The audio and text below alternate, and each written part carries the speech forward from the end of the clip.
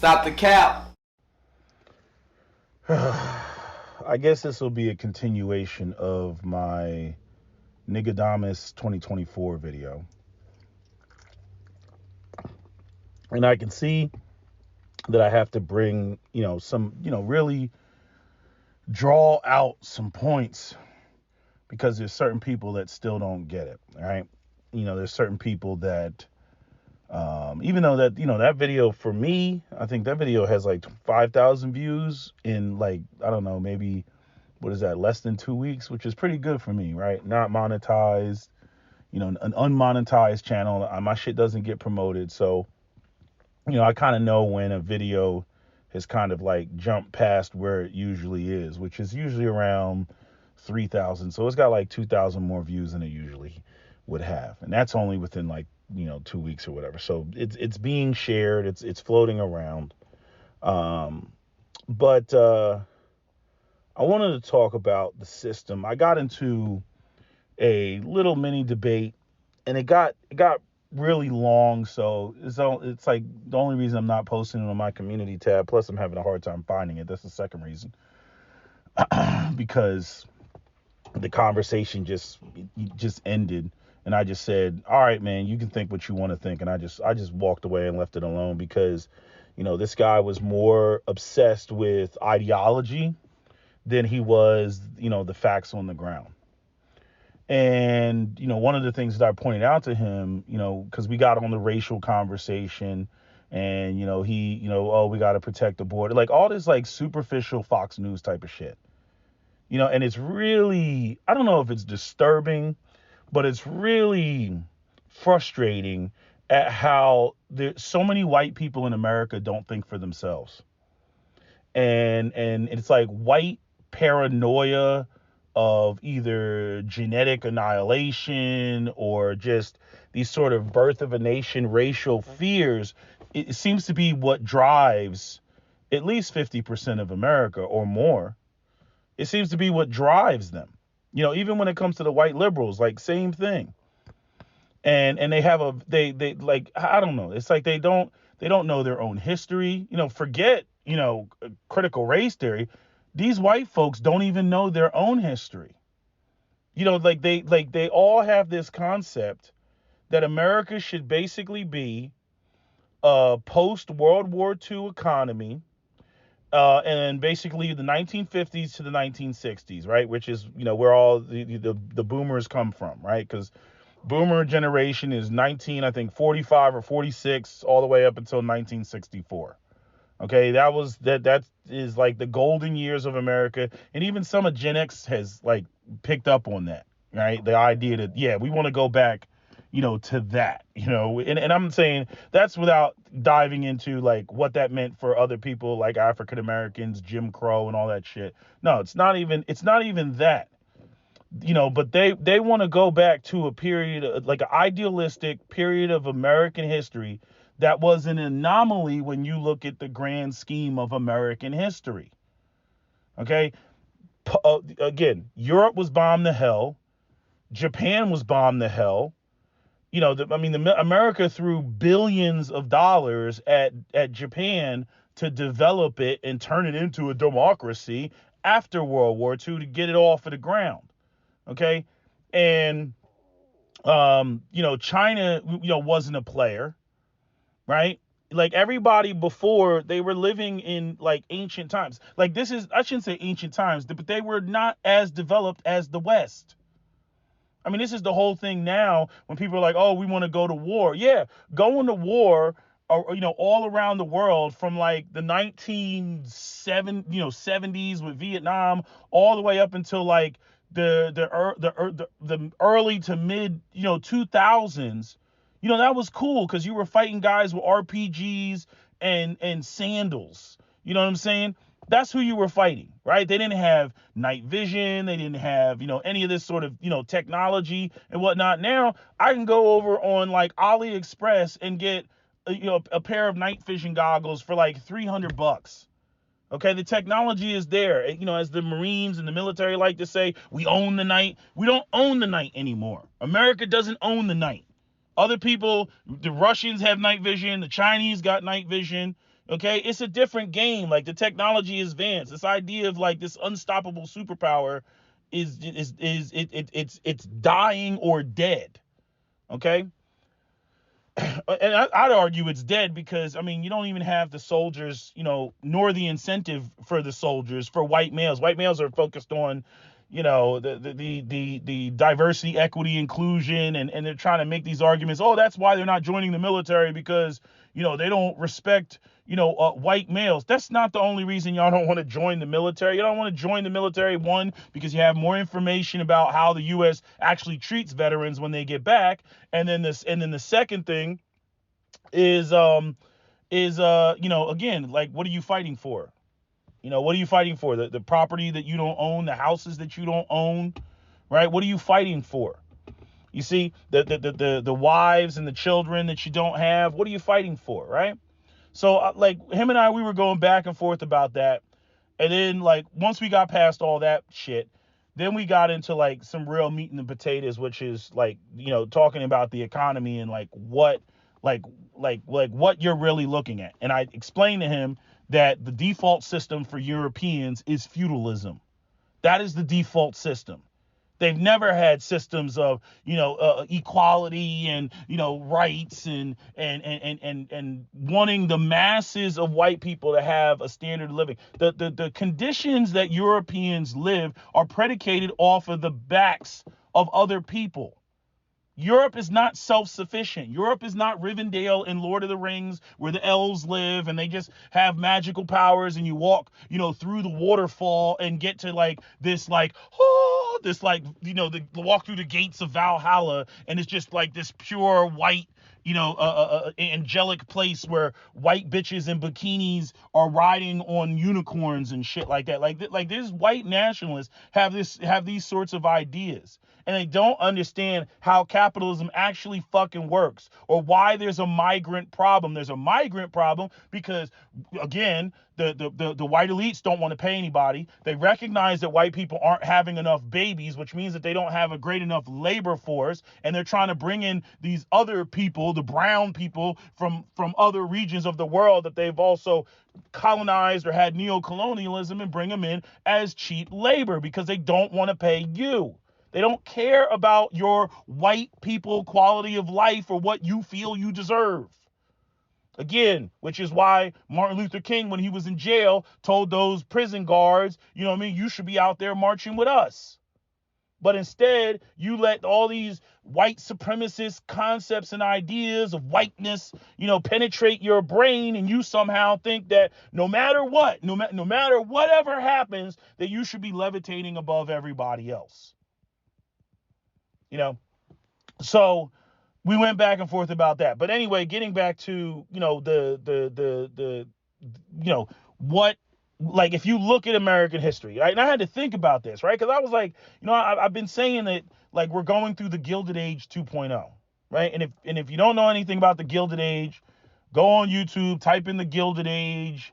All that is like all the stuff that really brought about unions and child labor laws and all that stuff and not paying people. See, this is the shit that they don't teach you in school. See, they don't just not teach you, like white people are so concerned about, CRT, you're going to make our children feel bad, even though this is real American history and how white supremacy, worked. But they also don't teach you about labor. They don't teach you about unions. They don't teach you about the Latimer Massacre, the Ludlow Massacre, the Memorial Day Massacre, right? The Homestead Massacre. They don't teach you about that.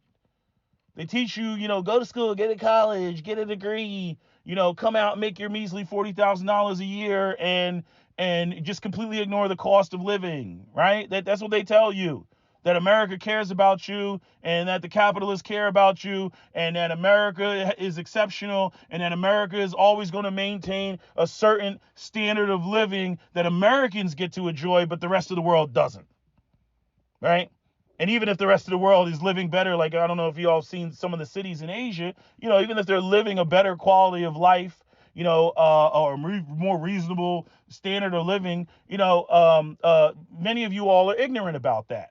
You literally think that the rest of the world is living as they were, in the 80s. You think everywhere in the rest of the world that isn't dominated by white people is some backwater. That's what you think. You think it's that the rest of the world is Tatooine or Dagobah or some shit like that from Star Wars. But in any event, I'm saying when you look at how America was founded, right? America was founded by slave owners, people who had slaves and got them to work the land, forced them to work the land, right? And you had all these white proletariat running around. And like I said before, I mean, slavery, that's the ultimate like we talk about people being replaced by robots today. Like you look at Boston Dynamics and the auto workers and all that stuff where they got the robots doing a lot of the stuff in the factories, right? And robots and slaves are the same thing. And I don't know why you can't get white people to understand this. If you were a working white man in 1842 and you were running around looking for a job, every employer is telling you, well, I got slaves for that. Okay? And so, but yet, like, I'm trying to find arguments that white men, the white proletariat, were making against slavery due to wages, due to work, right? It's like when the immigrants come in, white men get pissed off. They're like, they're stealing our jobs. But I've yet to see any argument from white men from the 1800s or 1700s, and I'm saying if you can find it, please, show it in the description box, where they're saying these slaves are undermining our wages. I've yet to see that. And that's exactly what slaves were there to do. I mean, in other words, why didn't the white elites just say, hey, we're not going to go to Africa and get us some slaves. What we're going to do is we're going to go and we're going to pay, white men so that they can support their families. They never said that. They never said that. And the crazy thing is I looked at, I was like, when was the Gilded Age? When did it start? When did it end? And what I found is it started in 1865. Oh, what happened in 1865? The end of slavery. And then the Gilded Age ended in, I believe it was 1914, I think is what it said. Right? And during that period from 1865 to 1914, right? This is where you had, the Homestead Massacre, with Carnegie and the steel mills. Hold on, let me see what year. Ludlow Massacre, because I'm pretty sure all these are in the same period, if I'm not mistaken. Let's see. When was the Ludlow Massacre?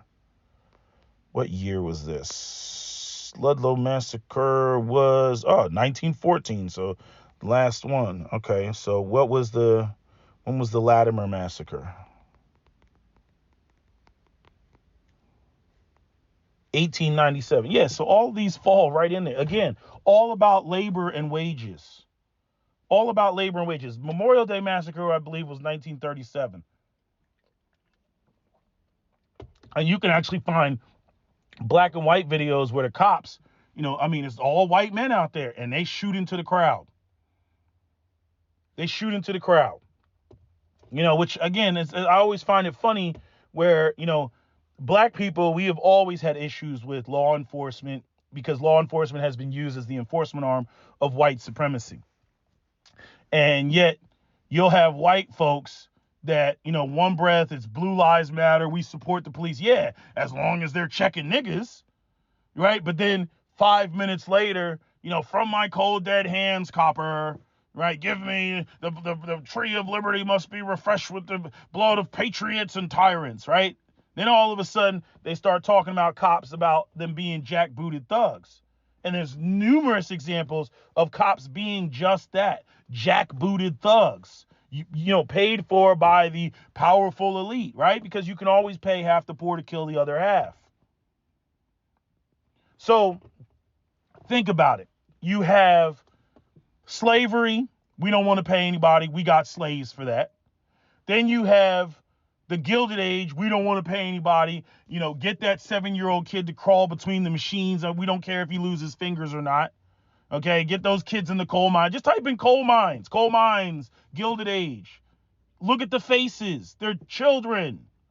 Okay, they're white children. These white elites, they never give a fuck about you. Contrary to popular belief, you all are peasants. You are nothing. You've been nothing. Again, your default culture is feudalism. You see? Now, granted, when it comes to white supremacy, were those that had the ideas of preserving the white race and elevating white people above all the other races? Yeah, sure. But that doesn't mean that they want to pay you. It's classism still exists within the white community. It still exists. And now, we have this society where you have an owner class, and then you have, it's like freaking, everybody else is broke. And the part that gets me, right, and this is where I look at conservatives sideways. Okay, and this is why one of the reasons why I have such contempt for religion and Christianity and the way that it is used in America. Because you get these people, they're so caught up in the Bible. They're ignorant. They don't read anything else. They have no information. They have no knowledge. They subscribe to all type of conspiracy theories. And that makes sense, right? Because if you're magical enough to subscribe to Christianity, then you're magical enough to believe in any other magical shit without any sort of concrete evidence, right? So that makes sense. But, it's like you'll hear things like, oh, the reason why America's falling apart is because of a lack of morality and a lack of, they took Christ out of the schools and all this other bullshit. Look, I'll admit that does religion give some people the framework that they need? Yes, it does. Personally, I think there's something wrong with a person that's just like, oh man, if I didn't have the Bible, I'd just be out here raping and killing people. If it wasn't for Christianity, I mean, we would just be a bunch of heathens, and it would just be murder and mayhem. So let me get this right. So in order to not commit acts of violence, you need a holy book that says that's wrong in order for you to realize that that's wrong. I'm like, oh, we're dealing with geniuses here. But anyway, I'm saying you get these people that run around with this, this sort of, belief system, right? That's the basis of the collapse of civilization. And they don't look at the basic, human element.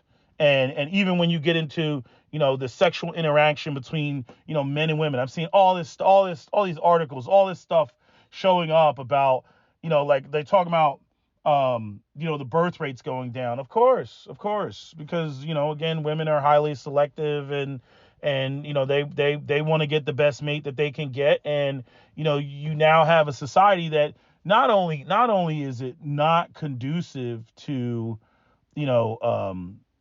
not conducive to high quality men, right? I mean, they've been writing books about failing boys for, the last, 20 years. They've been writing books. You know what I mean? I think who's the one woman that wrote a book, Mary Kay Howowitz, and then there's a bunch of other books. There's a bunch of white male authors that have been talking about this, and we all know about feminism and this whole focus on oh yeah, we must empower women and we want to tax both populations, right? There's no more Homer Simpson scenario. There's no more Al Bundy with the stay-at-home wife. That's gone. We killed that, right? And women fought for that, and now they want to sit home and do nothing, and we only want to date the top 10% of men that can make us stay-at-home wives again, right? Like, how ironic is that, right? Women fought to get into the workplace, and then they're fighting to get out of it, right? And even speaking on that, this goes right into what I'm about to say about, it's like white people don't know where the edge is. They don't know where the edge is, meaning they take shit to the extreme until they break it, which is, to me, it's a revelation. I always thought the ideas of white supremacy is that white people, they're so organized and they stay 10 steps ahead. No. First off, we're at a point where it's just like, it's all arrogance. It's all fucking arrogance. They're so out of practice with their shit, it's not even fucking funny. And everybody else, including black people, are being affected by their dumbass fucking decisions where they literally think they still live in a time period that they don't fucking live in. And there seems to be a complete lack of communication because it's all about shareholders and bottom lines, and that's what we're going to do. And this is where, him and I got into it about, the like, he made a statement about regulations and there's too many regulations. I'm like, there's not enough regulations. And it's just like what I'm about to say about, about marriage. Look, patriarchy and hypergamy is fantastic for women as long as the man does the right thing. But if the man becomes abusive, right, and she doesn't make any money and she's wholly dependent on him, right, that's a crazy power dynamic that she finds herself in. Leave and go where? With what money? With what resources? He controls everything. And this is why certain things were put in place with the divorce laws. The problem is the divorce laws haven't kept up with all these strong, independent women out here that are, we got it going on. Ain't nobody on my level. I'm like, okay, so why are the divorce laws still written like it's the 1950s? Now, some could argue that the only men that are getting married, because remember, only 40% of men actually are out here procreating, right? So it's the minority of men that even qualify, for marriage. And those men typically tend to be the men that are more economically, financially stable and viable, right? Because those are the only ones that women are willing to marry. Right? Because what is the advantage of marrying a broke dude? There is no advantage to marrying a broke dude. Why would you acquiesce and submit and all that to that, right? So, those laws were put in place just in case a man went rogue and was abusive and, didn't do what he was supposed to do. And so that's why that was there. But the same type of dynamic should be there when it comes to corporate America, right? Because basically the people have a spousally abuse or a spouse abusive relationship with corporate America. I mean, how many videos you got to see where these people are just getting laid off, like, just because, right? There is no loyalty. Like, the whole concept of putting in your 2 weeks, like it's like you really got to wrestle with that, right? Because you might need them for a referral, but it's like, why am I giving them their 2 weeks? When I mean, they just let people off willy-nilly, right? They literally do whatever they want. You see, and so corporate America is kind of like that rogue, abusive husband that has all the power, and the employee is like the wife, the abused wife in the relationship that can't escape the relationship.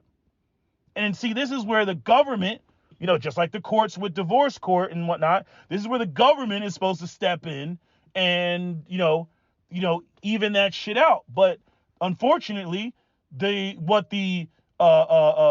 corporations did is they basically bought out the government.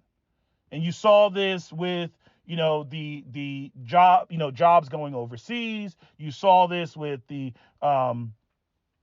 decline of U.S. manufacturing. You saw this with the busting up of unions underneath Reagan, especially. And this is how, we got to, exactly, where America is right now. And it's like, to me, what's so stupid about it is it's like eventually you're going to get to a point where you break the system. And it's so weird because, right, when you look at the incentives of corporations, it's about shareholders and it's about bottom lines, right? And so if I'm a company and this is why NAFTA was just such a just horrible policy. But if I'm a company and my competitor is going to China to manufacture goods and they're paying people pennies on the dollar, right? How do I stay competitive in America if I got to pay Americans American wages? I can't. I literally cannot be competitive with them while they're taking jobs overseas. Now, here's the problem, right?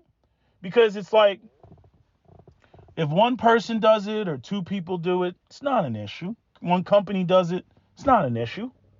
But if everybody does it, if that becomes the new way of doing things, then you're going to break the system. And that's what's happening now, right? Because think about it, right? If all the jobs are going overseas or all the jobs are outsourcing, I forget what was the last thing that I did. So recruiters, okay? What I noticed about recruiters, right? And I've had people tell me this. A couple years ago, I'd say like early 2000s, and I specifically remember this. Recruiters would call you and they would be white. They would be white, right? So I had a science degree, and so I used to get called by Aerotech. Aerotech is the guy that owns the Baltimore Ravens. He started Aerotech with like 11,000, I think it was like $1,100 like in his mom's basement, and now he's a multi-billionaire. But Aerotech is a science field recruiter, like STEM recruiter. And I remember they used to call, and it was white people, white recruiters. Okay? And I've been talking to a couple people, and they basically told me that all the people that call are Indian, and they're all located in Canada. You know, these call centers that go around, and everything is AI and algorithms, and everything when it comes to resumes is all a bunch of keywords, and some of the, got these ghost jobs, and ways for companies to just collect data, collect people's information, and then compare those resumes to people internally within the company, right? I mean, the shit is just all messed up, right? But again, notice the outsourcing of even those jobs, the recruiter jobs. Not white people. There's no white staffing services anymore. You know what I mean? It's always like these people from India and shit. Is that P as in porridge? P as in porridge. I'm not making that up. That was some Indian dude said to me one time. He was like, P. I think I had like a Dell, and the Dell broke, and I called the Dell services to get my computer. And he was like, could you read the numbers on the back of the computer? And I was like, okay, yeah. And he was like, is that P? I was like, P as in porridge. I was like, P as in porridge. Like, how about P as in pineapple, my guy? But again, British, Indian, history, all that shit, right? P as in porridge. I was like, wow. But anyway, so eventually you get to a point where you've outsourced so much, the jobs are overseas so much that the people here can't afford whatever it is that you bring back into the country and import back into the country. It's broken at that point.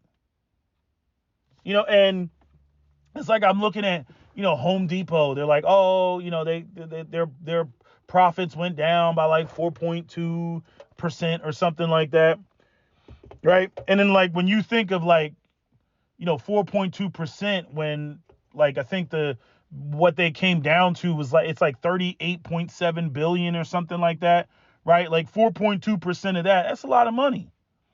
Okay. But the stupid thing is, like, when you're gutting America, right, to increase your bottom line, eventually it's going to come back on the corporations. Now, in the corporations, what's funny about the corporations is, like, Kat was telling me, he was talking about General Motors, and because he worked at General Motors, and one time he was watching somebody, I think it was General Motors who said this, but he was like, they were asking a question, like, isn't General Motors an American company? And the guy responded, General Motors is a global company. General Motors is a global company. You see, so corporations' loyalty is not to America, even though the company is based and rooted in America, right? And when you have corporations that think like, that's a problem. That's a problem, especially when we talk about quality of life. Now, most Americans seem to care about quality of life. I mean, this is why the white birth rate is in the toilet right now. Okay, even when looking at Asia, same thing. They care about quality of life.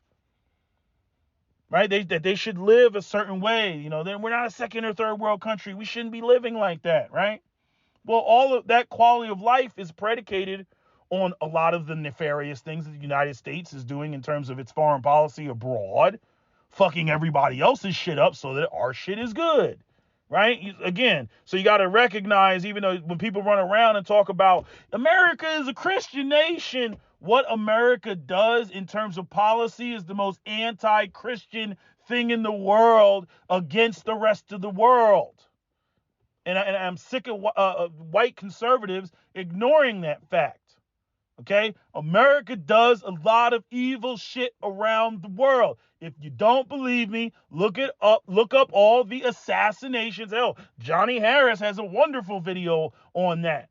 Look up all the assassinations pulled off by the CIA or something that the CIA was involved in or contributed to.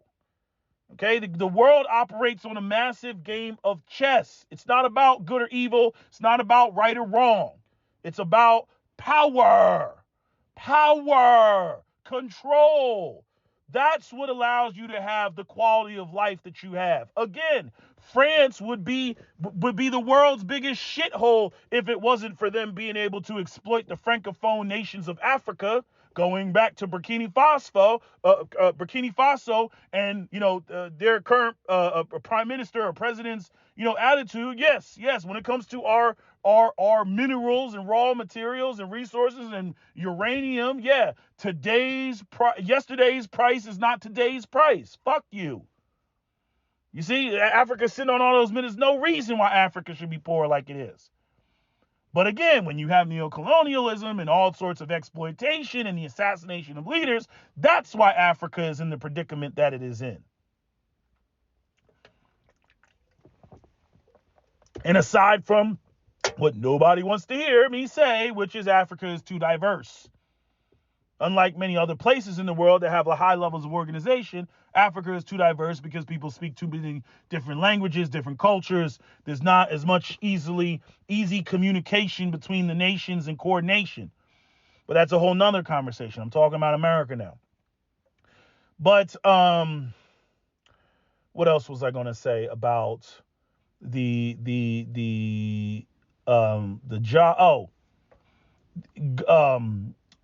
How the system, how they've broken the system.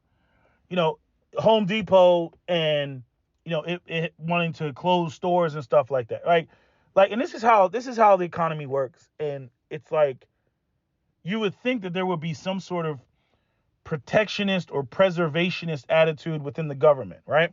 Even though, right, you got all that foreign stuff and people of good heart would it's like, damn, isn't there some way that we can maintain this quality of life without fucking other people over? Like, isn't there some way we can do that, right?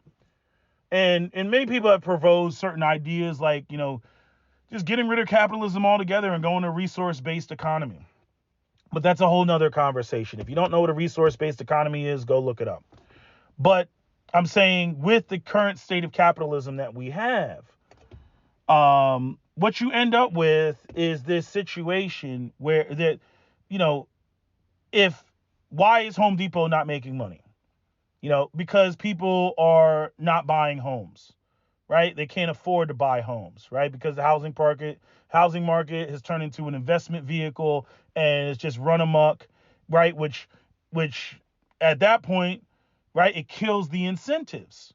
Right? People going off, busting their ass. This is the whole thing about the criticism about millennials and zillennials. If they can't participate in the quote unquote American dream, or the American dream is dead, and this is what people ignore, people are going to shift how they function and operate. You're not going to be able to extract, maximum amounts of labor from them because it's like, well, what's in it for me? Nothing. Well, then fuck you then.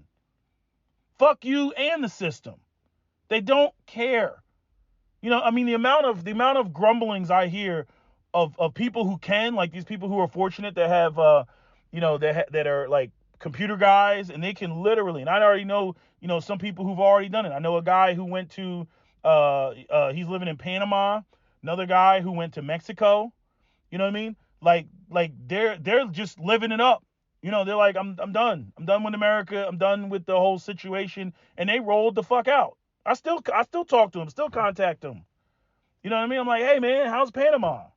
Oh man, it's great, man. Blah blah blah blah. It's like damn. But they can do that. They have those type of jobs, right? They could make American dollars, because all their shit's over the internet while living abroad and living like kings and shit like that. Which, I mean, that creates a whole host of problems. I don't know if you heard about the 8 U.S. citizens that have been killed in Colombia. And actually, I think it's 8 U.S. citizens, but there's actually been more because the number of people that have been killed there are also from other places in the world.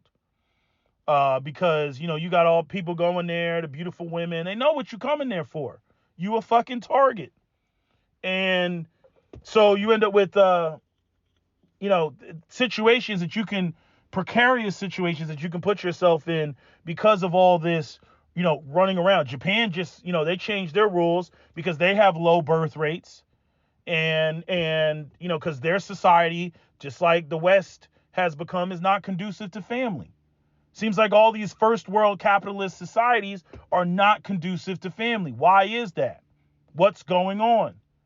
It's either this super hard work culture, right? And then it's like the corporations, they take over the government. All of the interest goes in favor of the corporation, not in favor of the people. And then the people say, I have a shit quality of life. Adding kids to this would only complicate that issue. I can't afford this. I can't afford that. And then they just basically don't have kids. And then the society overall ends up in an inevitable decline. And you would think that governments would try to protect against that. I mean, Hungary, if you go online and you type in Hungary, I mean, they got all type of incentives. If you have 4 or more kids, you don't have to pay income tax. Shit like that. Things that actually help people in terms of, it's keeping the population numbers up, it's keeping the growth up, right? But at the same time, it's recognizing that, yeah, people with more kids, or the incentive to have more kids, there's got to be something there, right? And so if you have the society that is not conducive to family formation, it's not conducive to, people engaging in the markets because they don't have this, disposable income and the resources to do so, it affects everything. When the auto industry collapsed in Detroit, the ancillary businesses collapse as well, right? So, the house, just like what I'm saying about the housing market at Home Depot. Well, if people aren't able to buy homes, right, they're not doing renovations, right? And if they're not doing renovations, they're not coming into Home Depot looking for light fixtures and toilets and shower heads and door handles and tiled floors, and right, they're not doing any of that, right? So then Home Depot ends up taking a hit. Then all the manufacturers that supply Home Depot end up taking a hit, and so on and so forth. It trickles down. Again, like I was about to say about Detroit. If I'm let's say General Motors is right across the street and I'm a diner. If that factory shuts down, my diner will suffer, right? And then not only that, the barber shop down the street will suffer. The deli down the street will suffer. The tailors down the street will suffer. The laundromat will suffer, right? The shoe store will suffer. The bridal store will suffer. That's how you know when the economy is fucked up. It's like, first off, in order to get to the babies, you have, people who get married, right? But when you see the bridal stores close up, that's when you know the shit is fucked up. Because that means that not enough people are getting married in order for that business to stay in business. Pay special attention to bridal stores whenever the economy, goes belly up. And I know it doesn't happen very often, so it's like, what should I be looking for? Like every couple of years? I know it's not like ammunition, like whenever election time comes around, and I'm saying, if you're going to buy your guns and you're going to buy your ammunition, buy it now. Buy it before, what would that be, November? Buy it now, okay? Because it's going to jump, because the closer you get to elections, Biden, they're going to be up there talking about gun control and we need to ban this and ban that, because they don't have any other talking point, because they don't have any other policies. They have nothing, and this is why, like, even when you look at, the gender divide, why don't men support, why are men not more, like they're saying this whole thing with these charts about men are more conservative. No, men are not more conservative. Men are pretty much where they've always been. Women are the ones that have become more quote unquote progressive and liberal, right? Because they've replaced men with, resources and subsidies that they get from the government. Right now, obviously, the extreme feminists, like, they don't want to have to answer to men. They don't want to have to negotiate their survival with men, even though they want men in their lives and they want to have babies and whatnot, right?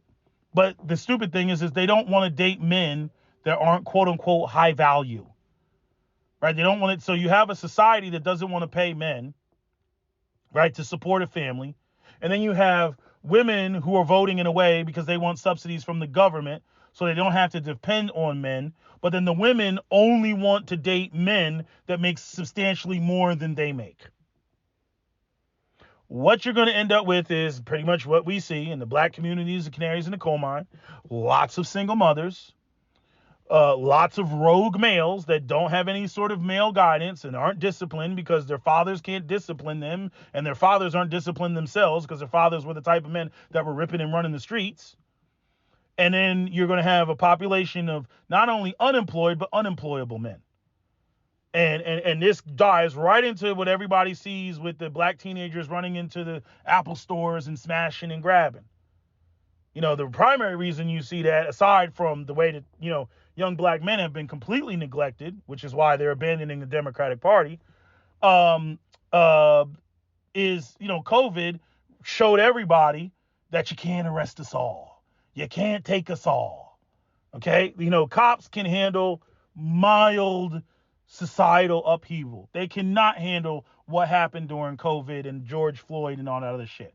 They can't handle that shit. There's not enough police officers out there. There just simply isn't enough. You get bum rushed by a crowd, a herd, a stampede. I mean, look at that cop in New York that had, like, what was it, like 4 immigrants that attacked him. You know what I mean? The cop couldn't handle 4 people. You know what I mean? And you got a city full of 11 million people. You know what I mean? If you even took a small percentage of that and dumped them on the streets, cops can't stop that. All they can do is throw tear gas and all that other shit. And you can go and you can buy you a freaking tear gas mask on freaking Amazon or Alibaba or whatever, and you good. You be out there with the mask, which, as a matter of fact, it makes me think, I need to go and cop one myself. Shit. I got a couple, but I need, like, the one with, like, that, like, covers your eyes and shit. But, we don't have a society that is conducive to family. And while everybody's so focused, and this is what I get mad about the white people about, because they're so fucking racist. They're so focused on the cultural war. They're so focused on ideology that they don't look at fucking policy. Everybody needs the same policy.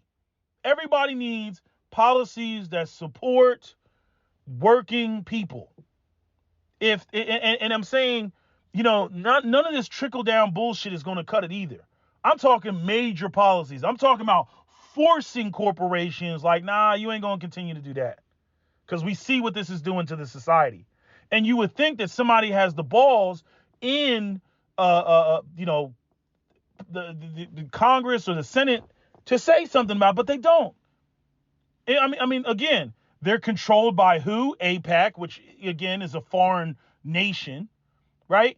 And they're also controlled by the corporations that fund their campaigns. They're not going to bite the hand that feeds them. They're not going to go in the interest of the people when the corporations are the ones that throw millions of dollars at their fucking campaign so that they can not only fight against labor unions, but so that they can also, participate in, so that they can also get the politicians to pass policies that, you know, allow them to get government contracts and things like that. Like, there was a senator, I think in Utah, there was like a water valve that, that hit like the water valves needed to be replaced statewide, and then soon it was going to go federally, and he invested, in the company that basically got the government contract, right? And then so his net worth went up astronomically. How do you think you get all these people like Nancy Pelosi and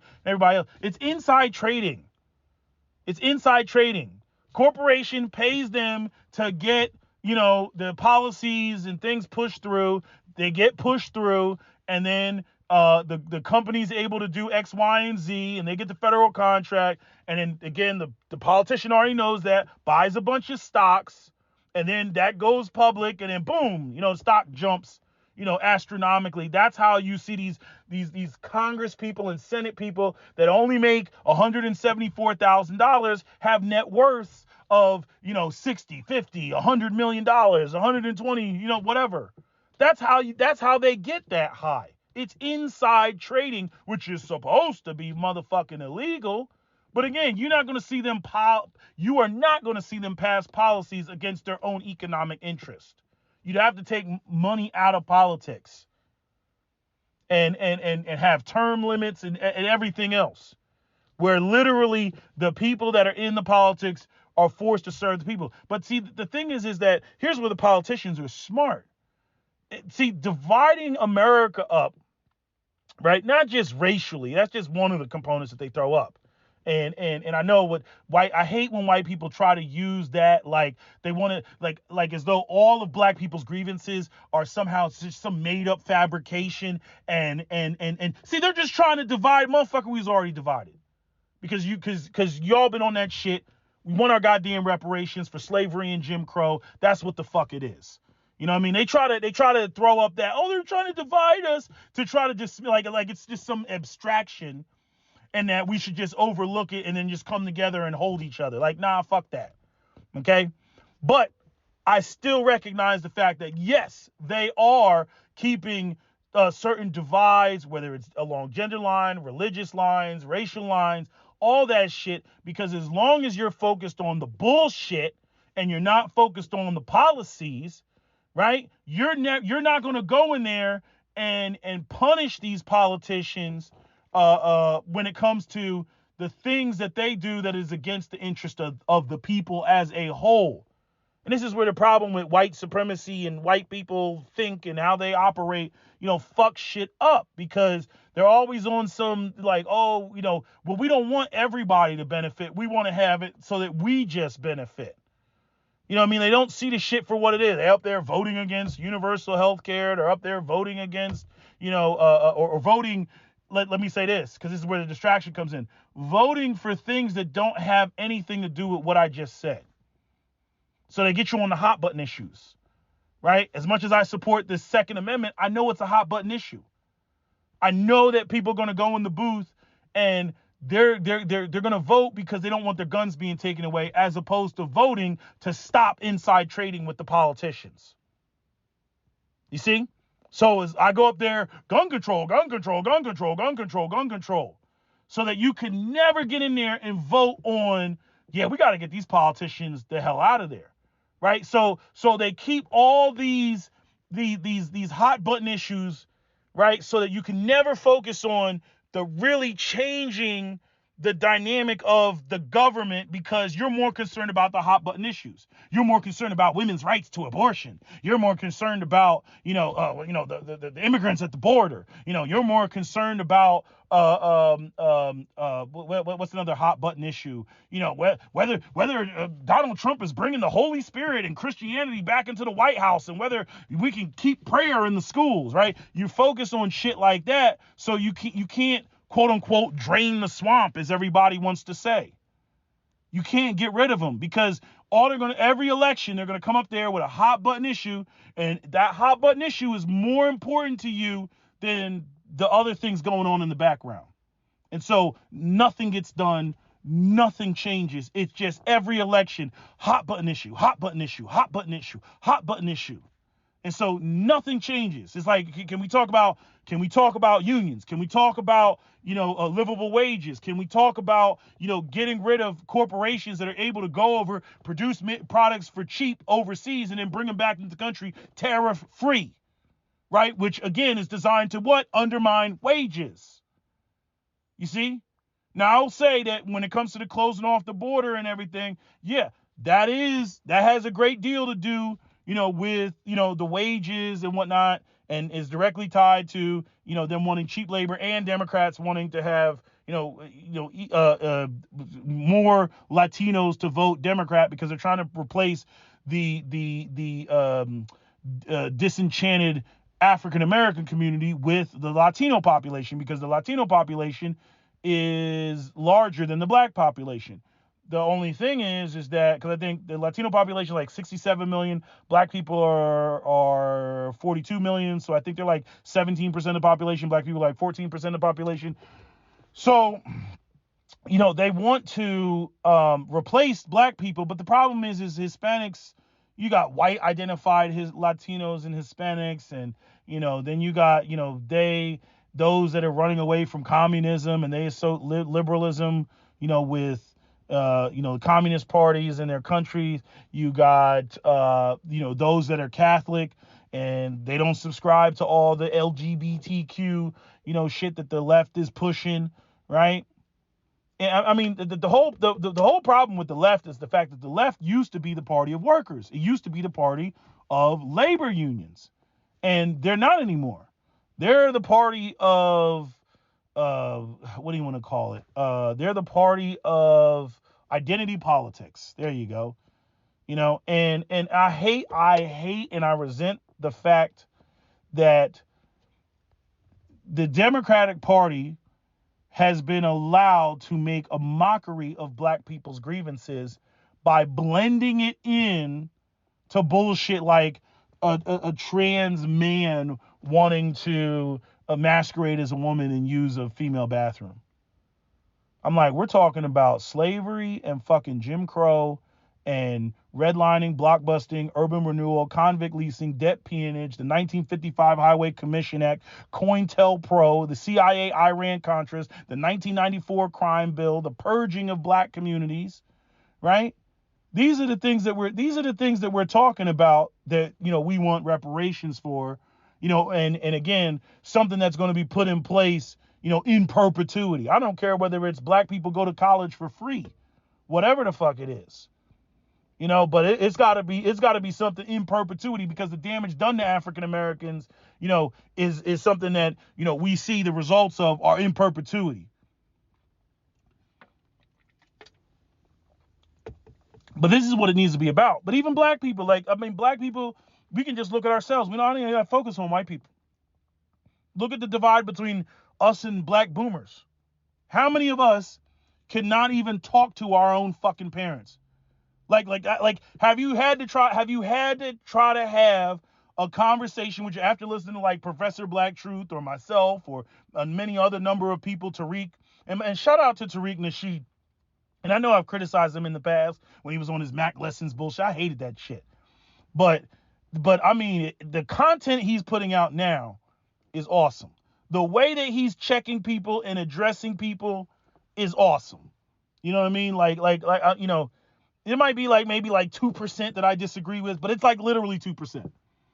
Okay? But the way that he's checking, some of these Africans, these coon Africans, the way that he's checking the white supremacists, letting them come on, you know what I mean? So I don't believe in all that. No, we got, this is the problem with the women. This is a safe space. No, we don't want to hear what you got to say. No, expose that shit.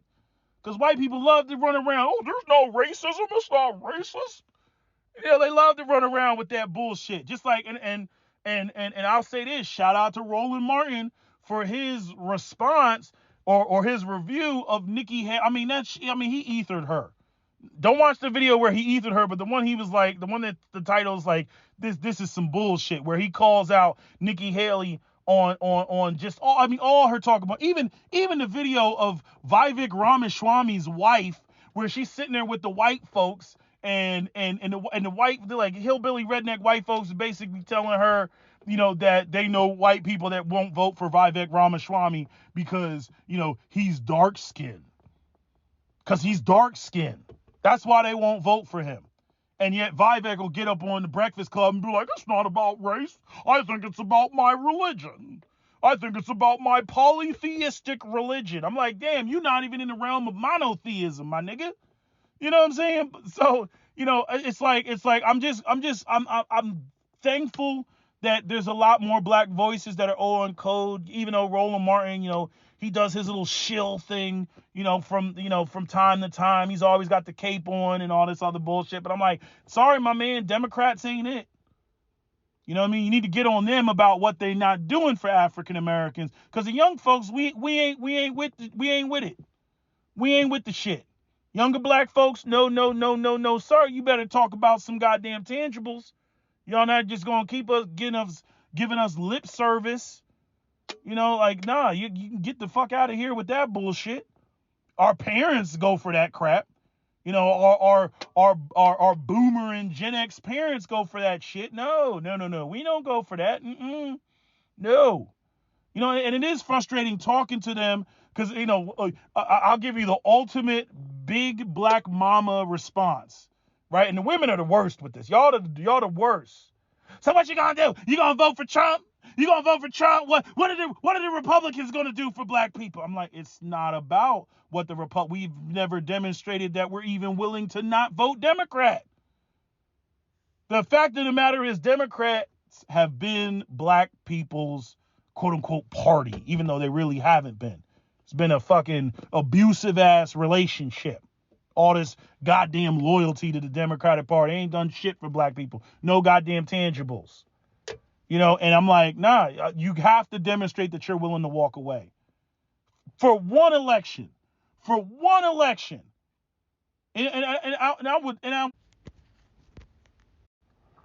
Yeah, I had to answer that. That was my boomer mother.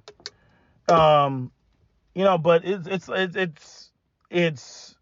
they're having that whole conversation, and telling them like, no, you got to demonstrate, that there are consequences. I mean, that clip that Professor Black Truth posted of what's that guy's name? Muslim leader. What's his he's been on the internet forever. What's his name? Let me see. What's that guy's name? Muslim leader Biden. What's the guy's name? Muslim leaders Biden. What's the guy's name? I can't think of what his name is. We've seen him all over. I watched a number of videos when I was entertaining Islam. Number of his videos. Young guy. But anyway, Professor Black Truth thing is, he got a video of him, like just how the Muslims just are on code. Just on code. They're like, nah, you ain't gonna come to our religious, you're not gonna come to our mosque and then use us as the backdrop, but like you support, you bombing the shit out of Palestinians, but you're gonna come over here and act like, you actually support the Muslim community. Like, fuck out of here. You see how much they stay on code? I mean, they really stay on code. But when it comes to us as African Americans, nah, we don't stay on code. We're all over the goddamn place. You know what I mean? All that tap dancing. They come into the church every election. There's always, some politician coming into the black church. First it's the hot sauce. Then it's doing the Dougie.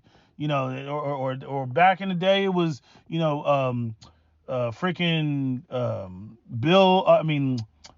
Bill Clinton playing the saxophone on Arsenio Hall and shit like that. I think that was Arsenio Hall. It's just all that pandering and shit. But when you get down to some, hey, we need some goddamn tangibles, they ain't got shit for you. Meanwhile, we can send billions to the Ukraine. We can send billions to Israel. We can send billions to Palestine and act like, oh, we're here for the humanitarian aid. You know what I mean? We can give billions to the Asian community. Oh, Asian people, what do you need? Oh, you need a hate crime bill too? Oh, we got you, even though we have, a freaking 348-year history of abusing African Americans, but like, hey, Asians, we got you, right? Even though it was the African Americans that fought for you to even be here, because if it wasn't for the civil rights movement, we wouldn't have gotten rid of the 1924 Chinese Exclusion Act. But Asians, don't worry, we got you. Here's your motherfucking crime bill. I mean, I don't know how, and this is what really contributes to us not having respect for black elders. Because I'm like, again, you don't control the economic landscape of the community. We can't come to you for jobs, economic opportunities, mortgages, nothing. And then on top of that, you let white supremacy play in your motherfucking face, and then you're like an abused woman. You're still going out there fucking with them. You don't have the courage, you don't have the balls, you don't have the gall, right? To tell them no, to tell them that they can kiss your black ass. But then we see that, and then you expect us, oh, you need to respect your elders because I'm old. Like, nigga, if you don't get the fuck out of my face with your weak ass, that's how we feel about the shit. You know what I'm saying? Motherfucker play in your face, disrespect you repeatedly. Repeatedly. We had 8 years of Obama, then Trump, and then 4 years of Joe Biden. You know what I mean? I mean, if 8 years of Obama, basically keeping black people at arm's length wasn't enough to tell you how the Democrats are really operate and feel about the African American community, I don't know what is. And then with Biden up there, and then people falling for the okie doke with Kamala Harris, where I'm Asian on Tuesday and I'm African American on Friday. Like, fuck out of here. So I mean, it's just, I don't know how anybody can sit there and not take a stance against that when I'm like, what do you, I mean, y'all just gonna keep vote blue no matter who, and just keep voting Democrat into the fucking grave. You're not changing anything. I mean, if you believe that this country is a democracy at all, and I'm saying, if elections weren't important, I don't think that they would pour as much money into elections as they do. But you have to have a smart, like, the money that's poured into the elections, in my opinion, again, are to push those hot button issues, keep the people distracted. See, if you have an informed and educated and informed population, which is why the millennials and the zillennials is a much more difficult population, to do the okey doke on. Right now, the zillennials, they got some goofy shit going on, and all their sexual liberation shit. And there's a lot of people that don't know about world events. But in terms of the way that we've gone to social media to educate and inform each other, it's a different ball game compared to, the boomers that sit around and all they do is watch CNN, MSNBC, and Fox News, and that's where they get all their information from. They don't get their information from anywhere else. You see? I mean, how many of us actually watch global news to get different perspectives? Even when it comes to, Russia, I think they got rid of Russia TV, you know what I mean? But at the end of the day, looking at Russia, I'm like, Russia's trying to protect its borders. People can say what they want, they got UK, they over there talking about, oh, we're going to go to war. Like, again, the young UK men, they're like, what are we fighting for? Rent is too goddamn high, can't afford shit. You know what I mean? Fight for what? They're like, nah, bump that. We ain't doing that shit. You done killed the will. They talk about conscription. This shit is crazy. I mean, I don't know if y'all have seen some of these threads where with the people talking about going to war and shit like that. They ain't with the shit. But what was I about to say about the whole the Oh yeah, it's talking about Russia and them protecting their borders and how NATO just kept just breaking all just yeah. So just let us sit some missiles right there on your doorstep. Like that's not gonna happen. They ain't gonna let you do that. But again, if you don't understand the history, if you don't understand foreign policy, I mean, there's so many documentaries sitting right here on this platform on YouTube. All you gotta do is pick one, play this shit from start to finish. Pick two, pick three to get a balanced view, right? Just 3 documentaries and watch this shit and be like, oh, so that's what happened. Oh, like it's like people are Iran is our mortal enemy. Okay, well, let's look at the history of why the U.S. has beef with Iran. You know what I mean? So it's like, okay, so you went in there, they had an elected leader, the guy's name was Mossadegh, then you booted him out, you put in a puppet named Shah of Iran, which is the monarchy, and then the people got sick and tired of their resources being exploited, and then the freaking mullahs come in, with the Ayatollah Khomeini and all that, and then they had the 1979 the student hostage situation. Oh, okay, now I get it. Got it. Okay, got it. So you was fucking with them. That's why they don't fuck with you, because you was fucking with them, right? You was fucking with them. Come on, don't lie. You was fucking with him. You was fucking with him, right? Yeah, okay. Yeah, that's what I thought. Just like with Israel in October 7th. I was like, you was fucking with him, weren't you? You was fucking with him. You came down here by the boatload. You blew up the King David Hotel. You know what I mean? You ran him out of here, the Nekba, right? Stern gang shit, right? Yeah. You did all that, right? Yeah. You was fucking with him, right? Yeah. That's why they ran up in your shit, right? Oh, okay, yeah. That's what I thought. Okay, yeah. As opposed to all these, we're victims. Oh, they hate us because of who we are. They hate us as Americans. Oh, they hate us because they're anti-Semitic. That's what it is. They hate the Jewish faith. No, they don't hate the Jewish faith. These motherfuckers lived there forever. Until you decided that you was just going, this is my shit. Then they had a problem with you after the fact, not before. After the fact. Again, the old Egyptian flag had three different stars representing all 3 different religions. Go look it up. It's a green flag with 3 different stars on that bitch. See, when you know the history, people can't run the okie doke on you. You know what I mean? But if you don't know the history, they can run okie doke on you all day. This is why they don't want people to learn about real history, because knowing real history and being aware of it dispels a lot of bullshit arguments. Okay, and then not only that, then it facilitates calls to action and policy changes that can't be easily smacked down or refuted or spoken against. It's like, yeah, that did happen. That is fucked up. Yeah, we should correct that. But see, when you get into denial mode, that never happened. I don't know what you're talking about. See, when you get into all that gaslighting, you see, then you just end up with these arguments of denial.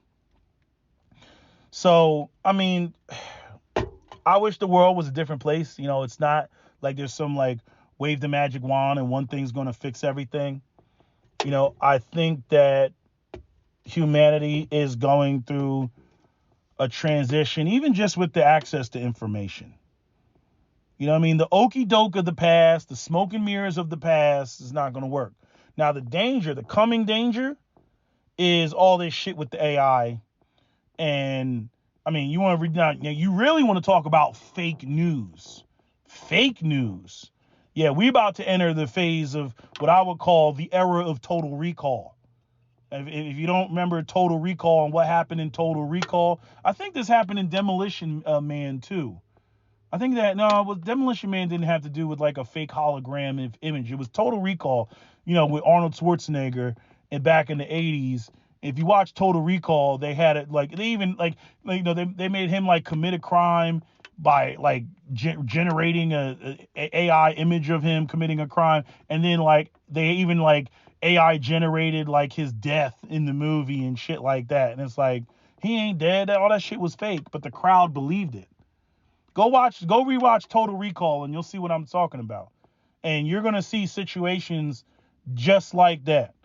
I mean, even now, like with the deep fakes, you go on some of these, what's a porn site? MrDeepFakes.com. You go over there, and they got all type of deep fakes. I mean, Natalie Portman getting banged all over the place. And you sitting there like, damn, that shit looks like her. You know what I mean? Superimposing her face on another porn star's body. I mean, all type of shit. You know what I mean? So now it's like, they're going to confuse shit. Now they're going to be like, oh, you can't really believe what you see. Da, da, da, da, da. Houdini, right? That's what they're going to hit you with. So you don't know up from down and left from right. That's going to be the new thing, right? Professional, the professional misinformationers. That's what it's going to be, to literally put misinformation out there to confuse the people even more so they can't make an informed decision. Because if you can't stop the flow of information, you add misinformation or disinformation, to facilitate mistrust of the information. Therefore, you can go off and you can maintain what you were doing. Because if you can't trust the information that you're receiving, right, you can't make an informed decision. Even though there's information available, but if you can't discern what information is valid versus what information is valid, what information is valid versus what information is not, then, you can't make an informed decision. And that's where things are going, since they can't stop the flow of information. This is what changes the whole thing, even with Palestine, because people are using their cell phones, uploading the shit to, Facebook and other websites and whatnot, so you can really see what's happening on the ground. You see? There's all type of websites. You get the whole video. You see the whole thing, bodies and all. This was the whole thing that changed the attitudes about Vietnam. When that little girl was walking down the street with her skin falling off of her, after being hit with a napalm. Which is why, you don't really see those frontline cameramen anymore, in the army. They want to control the flow of information out. They want to control that shit. But anyway, I'm done with this video. That's my video. SWP out. Don't forget to comment, share, like, and subscribe.